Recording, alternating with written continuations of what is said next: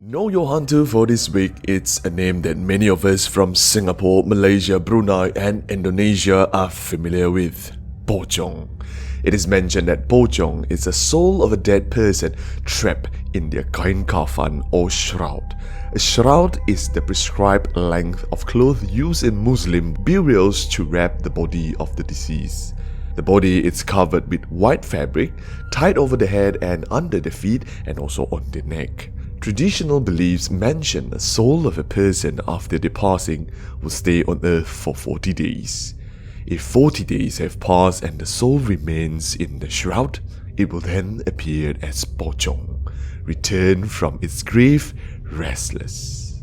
There are many forms of the creature being seen, depending on the dead person's physical and also their state of decomposition.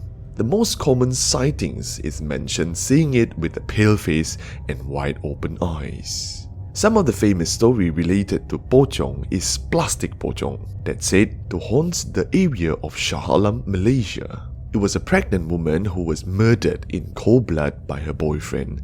After autopsy was performed, blood kept flowing endlessly from her body even after open parts were sewn shut. The whole situation was so bizarre that the hospital decided to wrap the corpse with plastic instead of a traditional shroud before burying her remains that was unclaimed by relatives in an undisclosed location. Ever since that, people in that area reported seeing Pocong, but wrapped in plastic.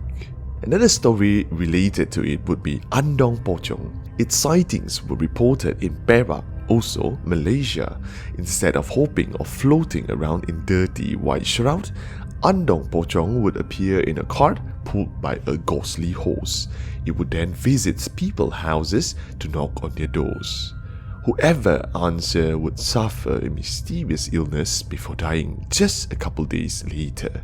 Andong Pocong is said to be originated from a story of a newly wed bride who was killed in a freak accident involving a horse cart.